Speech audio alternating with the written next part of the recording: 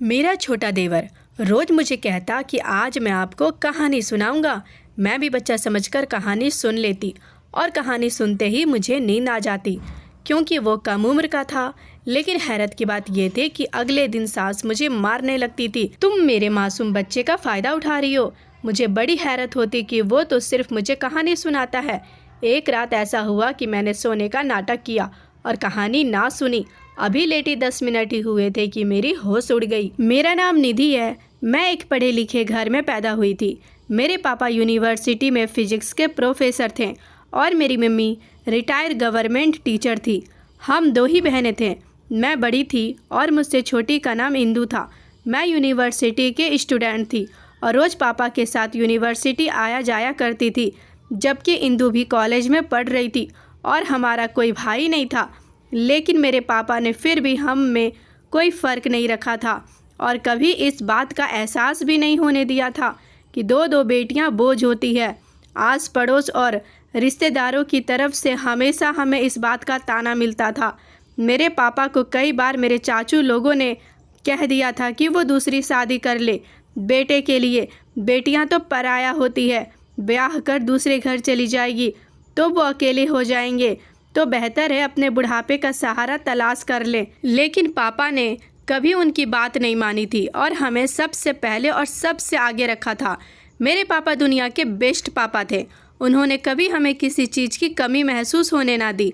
खानदान में कोई भी लड़की को 12 क्लास से आगे पढ़ाने की अनुमति नहीं थी, लेकिन मेरे पापा ने खानदान की बात नहीं मानी और हम बहनों को आगे पढ़ाया था। इसलिए खानदान का कोई भी इंसान हमें पसंद नहीं करता था। सबके नज़दीक हम दोनों बहनें पढ़ लिख कर बदतमीज हो चुकी थी। जो कोई भी हमारे बारे में कुछ भी सोचता था, हमें इससे फ़र्क नहीं पड़ता था, क्योंकि पापा ने हमें यकीन दिलाया था कि हम बहुत बेहतर हैं। किसी की बातें हमारा कुछ नहीं बिगाड़ सकती, क्योंकि हमारे पापा हमारे साथ थे। हमारा छोटा सा घर बिल्कुल स्वर्ग जैसा खुशियों और सुकून का घर था। लेकिन फिर अचानक इस सुकून में पत्थर पड़ा और हमारे खुशियों को लोगों की नज़र लग गई। आसमान टूटकर हमारे सरों पर आ गिरा था और पैरों तले से जैसे किसी ने ज़मीन खींच ली थी। इतना बड़ा दुख हमने ज़िंदगी में कभी नहीं देखा था, जितना बड़ा हमें मिल चुका था। हम दो पापा के लाड प्यार से पाली हुई नाजुक बेटियां थी और इतने बड़े गम को झेलते झेलते हम परेशान हो गए थे। एक तूफान था जो हमारे घर से गुजरा और सब कुछ बर्बाद हो गया था। एक तूफान था जो आया और हमारा सुकून और हमारी सारी खुशियाँ बहा कर ले गया था। हुआ कुछ यूँ था कि पापा हर दिन के तरह इस दिन भी अपनी गाड़ी से यूनिवर्सिटी गए थे। मौसम बदलने की वजह से मम्मी ने मुझे जाने से रोक दिया था। मैंने छुट्टी की तो इंदु ने भी छुट्टी कर ली थी। दोनों बहनें मिलकर खूब मौज मस्ती करेंगे। और अभी पापा को गए मुश्किल से 1 घंटा हुआ था। एक कॉल मेरे मोबाइल पर आई और दूसरी तरफ से जो खबर आई वो सुनकर मेरी होश उड़ गई थी। कोई मुसीबत की घड़ी थी। वही एक घड़ी थी जिसमें मेरा रंग आसमानों में उड़ गया। मम्मी और इंदु मुझसे पूछ रही थी कि क्या हुआ है। मैं सदमे की वजह से अभी तक बुरी हालात में थी। मुझसे अपने आप को नहीं संभाला जा रहा था।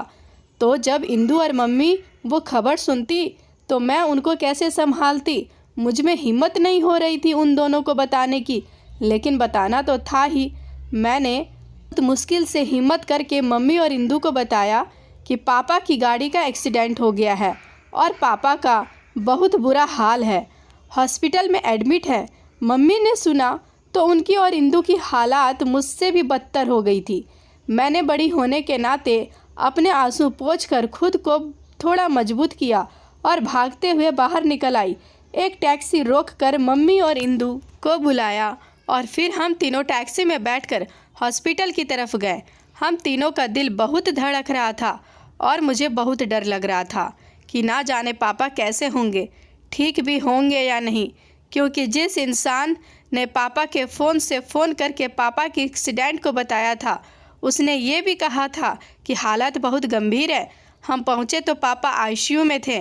डॉक्टर ने बताया कि पापा को बहुत चोटें आई है और सबसे ज़्यादा चोट उनकी रीढ़ की हड्डी और दाहिने टांग में हुई है, जिसकी वजह से वो अब सारी उम्र चलने फिरने से मजबूर हो जाएंगे।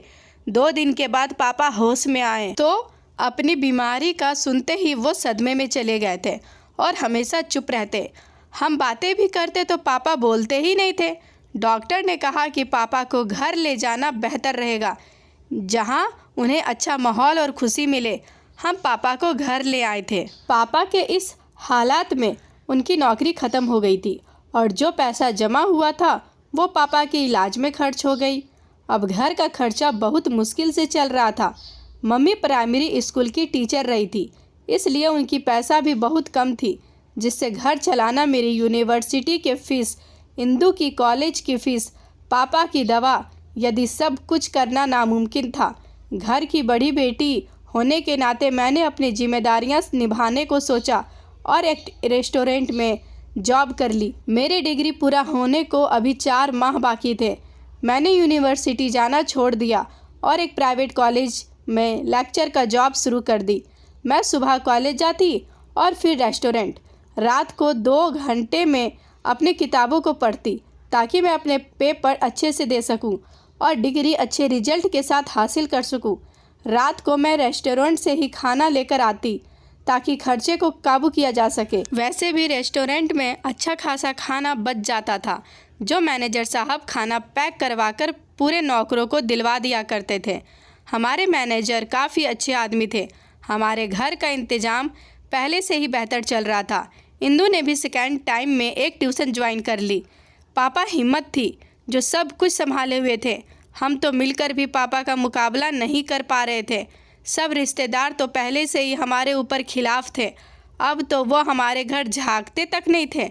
हम जिंदा भी हैं या मर चुके हैं, किसी को हमसे कोई लेना देना नहीं था। पापा जब ठीक थे तब कोई ना कोई रिश्तेदार आ जाया करता था हमारा हाल चाल पूछने, और पापा के आगे अपना रोना रो कर पापा के जेब खाली करके। लेकिन जब से पापा बिस्तर के हुए थे तो पापा की तबीयत पूछने भी कोई नहीं आता था, क्योंकि अब हमारे पास इन रिश्तेदारों को देने के लिए कुछ ना था। वो अपनी जान बचाते हैं कि कहीं हमें मदद ना करनी पड़ जाए। कुछ वक्त गुजरा तो मेरे पेपर हुए और मुझे डिग्री मिल गई। मैंने किसी बड़ी कंपनी में नौकरी की तलाश शुरू कर दी थी, लेकिन अच्छे रिजल्ट के साथ भी मुझे नौकरी नहीं मिल रही थी। इंटरव्यू देते देते 2 माह गुजर गए, लेकिन मुझे नौकरी नहीं मिल सकी। अच्छे कंपनी में जॉब के लिए रिजल्ट के साथ साथ स्टाइलिश होना भी बहुत ज़रूरी होता है, और मैं तो पहले ही सादा सी थी। और पापा के मजबूरी के बाद जिम्मेदारियां संभालते संभालते मैं खुद सी बेखबर हो गई थी। इंदू मुझे बार बार कहती रहती थी कि मैं ज़रा सी लिपस्टिक लगा लिया करूं इंटरव्यू पर जाते हुए, लेकिन 80% बेवकूफ़ों की तरह मुझे भी यही लगता था कि मुझे नौकरी मेरी खूबसूरती के बिना पर मिल जाएगी, जो मिलने से नहीं रही थी। जब मैं नौकरी के लिए धक्के खा खा कर थक गई तो मम्मी ने मुझे नौकरी करने से मना कर दिया और मेरी शादी का सोचने लगी। मेरी शादी बचपन से ही बड़े पापा के बेटे से लगी हुई थी। बड़े पापा के बेटे का नाम रशीद था और वो पिछले महीने ही कोटा से पढ़ाई करके वापस आया था। वो MBA करके आया था और वो भी कोटा से। तो हमें हाथों हाथ लिया गया था और एक बड़ी कंपनी में नौकरी मिल गई थी। कोटा से आने के बाद वो कई बार पापा की हालात पूछने हमारे घर आया था। वो मुझे भी काफ़ी अच्छा इंसान मालूम होता था। मम्मी चाहती थी कि जल्द से जल्द हमारी शादी हो जाए, क्योंकि ख़ानदान के कई माएँ अपनी बेटियों के लिए रसीद की आस लगाए बैठी रहती है। मम्मी को यह फिक्र थी कि कहीं रसीद को कोई और लड़की पसंद ना आ जाए, क्योंकि इस ख़ानदान की सारी लड़कियां एक से बढ़कर एक थी। कम से कम मुझसे तो बहुत ज़्यादा हसीन थी। मैंने तो खुद की हालात खुद ही ऐसी बना रखी थी कि अगर किसी की गलती से नज़र पड़ जाए तो दूसरी बार देखना कोई गवारा नहीं करता। मुझे भी रसीद पसंद था और बचपन का मंगेतर था। मैं जानती थी कि मेरी शादी उससे ही होनी है, क्योंकि मेरे दादाजी ने तय कर रखी थी और इसी वजह से मैं दिल में उसी के लिए मोहब्बत रखती थी। लेकिन फिर एक दिन सारी उम्मीदें टूट गई। किस्मत ने एक बार फिर मेरे साथ खेल खेला और मेरे सारे सपने को ख़त्म कर दिया था। हुआ कुछ यूँ कि मम्मी कई दिन तक बड़े पापा और बड़ी मम्मी का इंतज़ार करती रही। वो आकर रिश्ते की बात करेंगे, जो बहुत साल पहले तय की गई थी। लेकिन काफ़ी दिन तक इंतज़ार करने के बाद भी बड़े पापा और बड़ी मम्मी की तरफ से कोई संकेत न मिला था और फिर सुना कि बड़ी मम्मी रसीद के लिए लड़कियां देखती फिर रही है। मैंने सुना तो मुझे बहुत बुरा लगा, लेकिन मैंने अपने आंसू पोंछकर पुरसुकून हो गई थी। लेकिन मम्मी बेचैन सी लग रही थी। पापा ने सुना तो पापा को बहुत बुरा लगा था। बड़े पापा ने खुद पापा से कहा था कि वो अपने बेटे की शादी मुझसे करवाएंगे। इसलिए तो जब रसीद कोटा जा रहा था तो पापा ने पैसे भी दिए थे, क्योंकि पापा को कहा गया था कि पापा का ही दामाद है, वो पढ़ लिख लेगा तो अच्छी नौकरी मिल जाएगी, और अगर अच्छी नौकरी होगी तो मैं ही खुश रहूँगी। पापा ने मेरे लिए रसीद को अपनी सारी सैलरी दे दी थी। लेकिन अब बड़े पापा और बड़ी मम्मी बदल चुके थे। उनका बेटा अच्छा कमाने वाला हो गया था, इसलिए वो अब सबको पाँव की जूती तले रख रहे थे। मैंने मम्मी और पापा से कह दिया कि इस बात को यहीं छोड़ दिया जाए। अगर रसीद की और मेरी शादी नहीं हो सकती तो ये कोई बड़ा मसला भी नहीं है। भगवान ने मेरे लिए कोई ना कोई बना रखा होगा। लेकिन वो भी मेरे माँ बाप थे, इतनी जल्दी ना हार मान सकते थे और ना ही पुरसुकून हो सकते थे। अगले दिन जब मैं कॉलेज पढ़ाने चली गई तो उन्होंने इंदू को साथ लिया और बड़े पापा के घर जा पहुँचे। कॉलेज के बाद मैं होटल चली जाया करती थी, इसलिए वापसी रात को ही होती थी। लेकिन मैं जब भी आती तो मम्मी पापा के कमरे की बत्ती जल रही होती थी, क्योंकि मम्मी जाग रही होती थी। और फिर मम्मी और इंदू मेरे साथ मेरा लाया हुआ खाना खाती थी, जबकि पापा का सादा खाना उन्हें पहले ही खिलाकर दवाई दे दी जाती थी और पापा सो जाते थे। लेकिन आज मम्मी पापा के कमरे की बत्ती बंद थी और दरवाज़ा भी बंद था। घर में अजीब सी खामोशी छाया हुआ था। मैं खाना किचन में रख कर कमरे में आई तो इंदू को बेचैनी से कमरे में टहलते पाया था। मुझे देखकर वह रुक गई। उसके गालों पर आंसू थे, जिसको उसने रुमाल से साफ किया और मुझे पानी का गिलास दिया। पानी पीकर मैंने उसे अपने पास बिठाया और पूछा कि क्या हुआ है, तो वो बात को टाल दी। लेकिन मैं समझ चुकी थी कि कुछ ना कुछ तो गड़बड़ जरूर हुई है, वरना रोज़ मुझे इंदू हंसती हुई मिलती थी। मेरे पूछने पर इंदू ने बताया कि वो आज शाम को मम्मी और पापा के साथ बड़े पापा के घर गई थी। मम्मी का ख्याल था कि वो खुद ही बड़े पापा और बड़ी मम्मी से बात करेगी तो वो ज़रूर मानेंगे। लेकिन बड़ी मम्मी तो ज़रा बराबर लिहाज ना रखा और मम्मी पापा को बहुत बेइज्जती करके अपने घर से निकाल दिया। इतनी बेइज्जती पर पापा की तबीयत खराब हो गई थी। तो जब वो बड़ी मम्मी के घर से निकल रहे थे तो रसीद कहीं जा रहा था, तो वही पापा को हॉस्पिटल लेकर गया था और उसी ने घर भी छोड़ा था। मम्मी बहुत ज़्यादा घबरा गई थी, इसलिए उन्हें खाना भी नहीं खाया और लेट गई थी। मेरी अपनी भूख ये सब सुनकर उठ चुकी थी। सबसे ज़्यादा दुख अपने ही देते हैं, और हमारे तो अपने तो बहुत जालिम निकले थे। मुझे रसीद में अब कोई दिलचस्पी नहीं रही थी, और बड़ी मम्मी तो थी ही बदतमीज औरत। इनके लिए तो दिल में नफ़रत भर गई थी। मैंने अपने चेहरे पर ज़बरदस्ती की मुस्कुराहट लाकर इंदू को मुतमईन किया और चेंज करके खाना कमरे में ले गई, और फिर हम दोनों ने खाना खाया। मैं अपनी वजह से अपनों को दुख नहीं देना चाहती थी। सुबह मैंने कॉलेज से छुट्टी कर ली, क्योंकि आज फिर मुझे एक इंटरव्यू के लिए जाना था और मुझे यकीन था कि आज मुझे जॉब मिल ही जाएगी। मैं जॉब इंटरव्यू के लिए गई, वहाँ 50 और लड़कियाँ मौजूद थी, जिन्हें देखकर मेरी उम्मीद टूट गई थी। लेकिन जब मैं इस ऑफिस के बॉस से मिली तो मैं काफ़ी रिलैक्स हो गई थी, क्योंकि बॉस काफ़ी हंसमुख और अच्छा था और मेरी ही उम्र का था। लेकिन मुझे हैरानी हुई कि वो इतनी सी उम्र में कैसे इतनी बड़ी कंपनी का मालिक बन गया। इसलिए मुझे चंद सवाल किए। वो पहले ही मुलाकात में काफ़ी अच्छा इंसान मालूम हुआ था। मुझे मेरी जॉब मिल गई थी और सैलरी भी काफ़ी अच्छी थी। मैं वापसी पर मिठाई का डिब्बा लेकर घर पहुंची तो वहां रसीद पहले से मौजूद था। वो पापा की पूछताछ करने आया था। उसने मुझे नमस्ते किया था, लेकिन मैंने उसे देखकर मुझे आज बहुत गुस्सा आया था। मैं बिना उसके नमस्ते का जवाब दिए अपने कमरे में आ गई। थोड़ी देर बाद जब वो चला गया तो मम्मी मेरे पास आई। उन्होंने बताया कि रसीद पैसे वापस करने आया था, जो कोटा जाते हुए उसे पापा ने दिए थे। आज मम्मी बहुत खुश थी, क्योंकि रसीद ने वादा करके गया था कि वो अपने माँ बाप को मनाकर बहुत जल्द मेरा रिश्ता लेकर आएगा और उसने ये भी कहा था कि उसके माँ बाप जो भी कहे वो शादी सिर्फ मुझसे करेगा, क्योंकि उसे मैं बहुत पसंद हूँ। मम्मी उसके बात से बहुत खुश हो गई थी, लेकिन मुझे ना रसीद और ना ही रसीद के बातों में दिलचस्पी थी। मैंने मम्मी को अपनी नौकरी की खबर सुनाई और उनका मुंह मीठा करवाया, लेकिन मेरी माँ मेरी जॉब से ज़्यादा रसीद के आने से खुश थी। मैंने मम्मी की बात पर ज़्यादा गौर नहीं किया, क्योंकि मैं जानती थी कि मेरी रसीद की और मेरी शादी कभी नहीं हो सकती थी। मैंने अगले दिन ऑफिस ज्वाइन कर लिया और पूरी लगन से अपना काम करने लगी थी। ऑफिस का माहौल भी काफ़ी दोस्ताना और अच्छा था। थोड़े ही दिन में मैं काफ़ी अच्छे से एडजस्ट हो गई थी और रसीद अभी तक अपने माँ बाप को मना कर नहीं लाया था। मैं लव स्टोरी के तौर पर उसका इंतज़ार कर रही थी। मुझे ये काम करते 3 माह हो चुके थे और इसी दौरान इंदु का रिश्ता आया था। इंदु के साथ ही लड़के ने पढ़ाई की थी और अपने माँ बाप का इकलौता बेटा था। अच्छी नौकरी पर था और सबसे बढ़कर वो इंदु को एक दूसरे को पसंद करते थे। मम्मी पापा चाहते थे कि पहले मेरी शादी हो, लेकिन इसका अभी दूर दूर तक ख्याल भी नहीं था।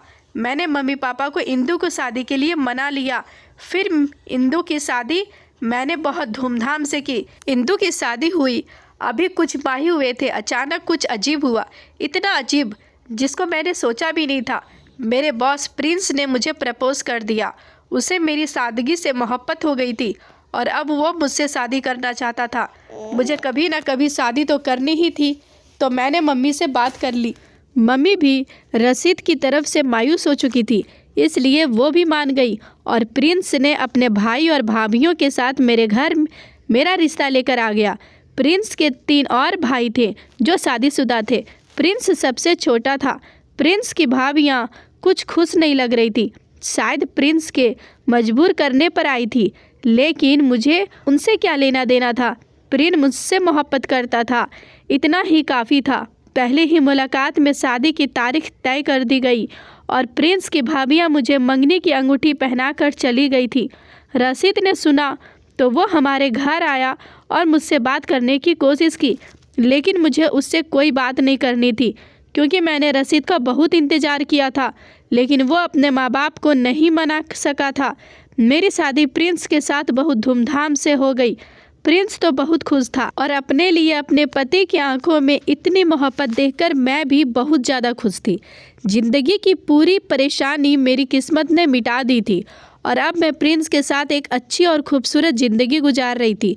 मैं और प्रिंस एक दूसरे की संगत में बहुत खुश थे, लेकिन खुशियों के दिन बहुत कम होती है।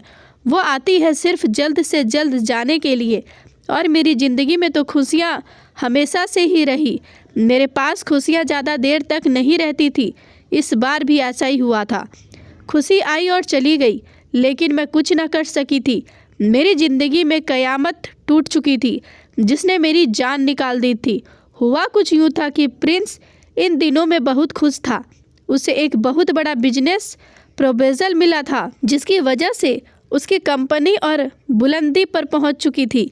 लेकिन फिर अचानक से वह खुशी गम में बदल गया। प्रिंस की कंपनी में आग लग गई थी और अब सब नौकरों को आग से निकाल कर सही जगह तक पहुंचाते पहुंचाते प्रिंस को आग की लपटों ने पकड़ लिया और मेरे प्रिंस को जलाकर मार डाला था। मेरी तो दुनिया ही उजड़ गई थी। मेरी दुनिया से मेरा अपना निकल गया था। मेरा इतना प्यार करने वाला पति चला गया और मैं कुछ ना कर सकी थी। मैं उसे चाह कर भी जाने से नहीं रोक पाई थी। और प्रिंस को मरे अभी 1 दिन भी नहीं हुआ था कि उसके भाई और भाभीियों ने अपना असली रंग दिखा दिया। मुझे उस घर में 1 दिन भी नहीं रहने दिए और मेरे माँ बाप को बुलाकर मुझे घर से निकाल दिया था। प्रिंस की सारी कंपनी जल चुकी थी, इसलिए मेरे पास प्रिंस की यादों के सिवा कुछ भी नहीं बचा था। मैं खाली हाथ वापस अपने माँ बाप के घर आ चुकी थी और बहुत दिन तक मैं सदमे में रहने के बाद ज़िंदगी की तरफ लौट आई थी, जिसमें बड़ा हाथ इंदु और उसके 2 नन्हे मुन्ने बच्चों का था। और रसीद भी मेरी सदमे के बाद अक्सर मुझसे मिलने आता था। उसके माँ बाप के फोर्स करने के बाद भी अभी तक शादी नहीं की थी, क्योंकि उसको सिर्फ मुझसे मोहब्बत थी और मेरे बाद उसे कोई भी अच्छी नहीं लगी थी। मुझे अब मोहब्बत और मोहब्बत भरी बातों से कोई लेना देना नहीं था। लेकिन मम्मी फिर से मेरा घर बसा हुआ देखना चाहती थी।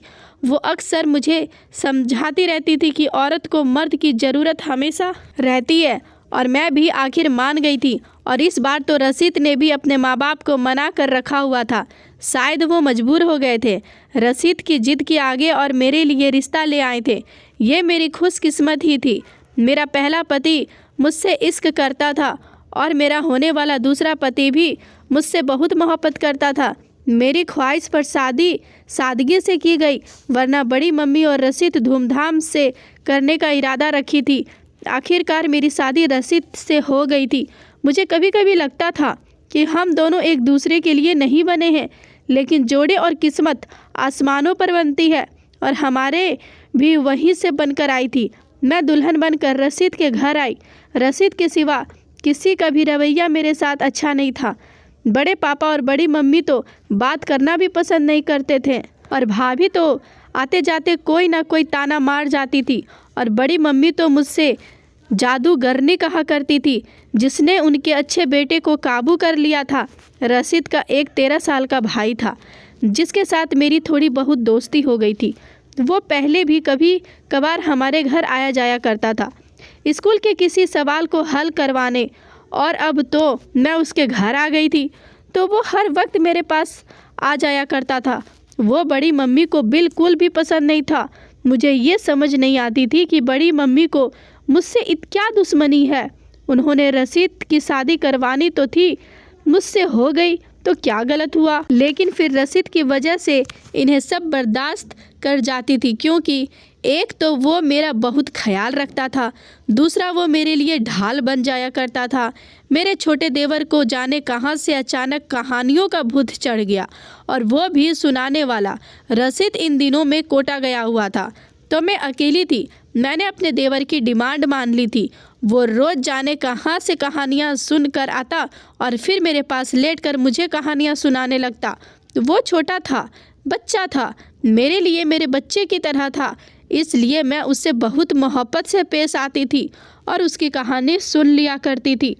और जैसे जैसे वो कहानी सुनाया करता था, मुझे नींद आ जाती थी और मैं सो जाया करती थी।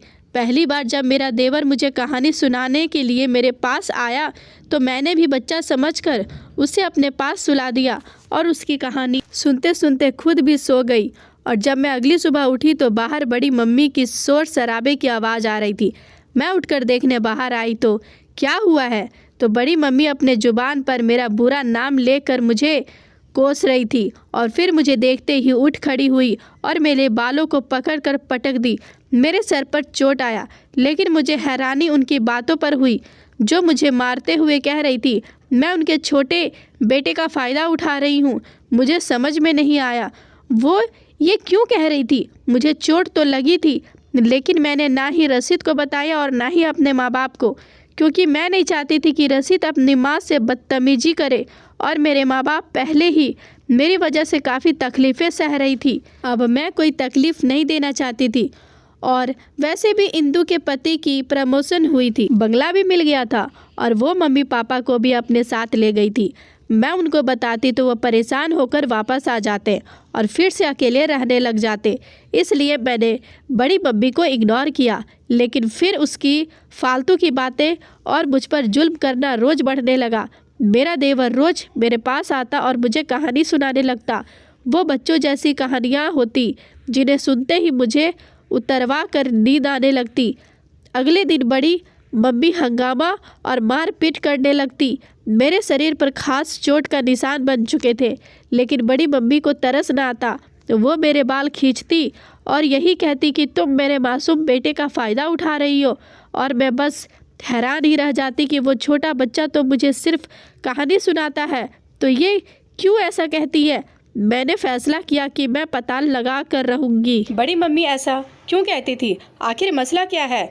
तो उस रात मैं भी, जब मेरा देवर मेरे पास आया और कहा कि मुझे कहानी सुनाएगा, तो मैंने मुस्कुराते हुए उसे अपने पास लेटा दिया और कहानी सुनाने लगा। मैं झूठ मूठ की आंखें बंद कर लेट गई, लेकिन मैं सोई नहीं थी, लेकिन मुझे नींद नहीं आ रही थी।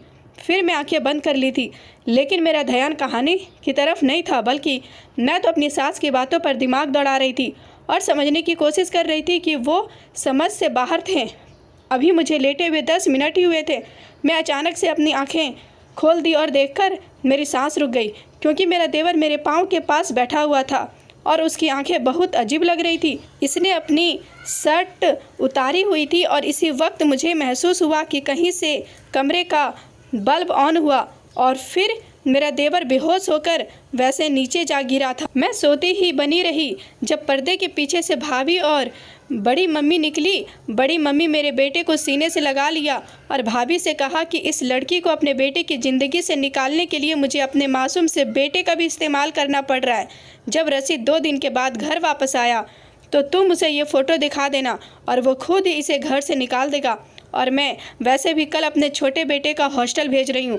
बड़ी मम्मी ने कितनी गहरी और गंदी प्लानिंग की थी मुझे रसीद की ज़िंदगी से निकालने के लिए। यह सुनकर मेरे रोंगटे खड़े हो गए थे। इस काम के लिए वो अपने छोटे से बेटे को भी नशा देकर मेरे पास बैठाकर फ़ोटो बना रही थी। वो कैसी औरत और माँ थी कि उन पर थूकने को दिल कर रहा था। अगले दिन बड़ी मम्मी ने मुझे मारना चाहा, लेकिन मैंने उनको धक्का देकर मारा और रसीद को फ़ोन करके सब बता दिया और कहा दिया कि वो मुझे छोड़ना चाहता है तो छोड़ दे। बड़ी मम्मी ने भी रसीद को खूब भड़काने की कोशिश की और अगले दिन रसीद का फ़ोन आया। उसने कश्मीर आने का इरादा ख़त्म कर दिया था और साथ ही उसने मेरे लिए वीज़ा भेजकर मुझे वो अपने पास बुला लिया था और अपने घर वालों के इस गंदे खेल पर उसने हमेशा के लिए रिश्ता ख़त्म कर लिया था। बहुत ही दिन बाद फिर से मेरी ज़िंदगी में खुशियाँ लौट आई थी, क्योंकि मेरा पति मुझ पर भरोसा करता था और मैं बहुत खुशकिस्मत थी जो जीवन साथी की सूरत में दोनों बार मुझे हीरे जैसा पति मिले थे। तो दोस्तों, आज की कहानी आपको कैसी लगी कमेंट बॉक्स में ज़रूर बताएं और अगर कहानी पसंद आई हो तो एक लाइक ज़रूर करें। हमारे चैनल पर अगर आप नए हो तो ऐसी कहानी सुनने के लिए हमारे चैनल को सब्सक्राइब भी ज़रूर करें। धन्यवाद दोस्तों, कल मिलते हैं एक नई कहानी के साथ। तब तक अपना ख्याल रखें।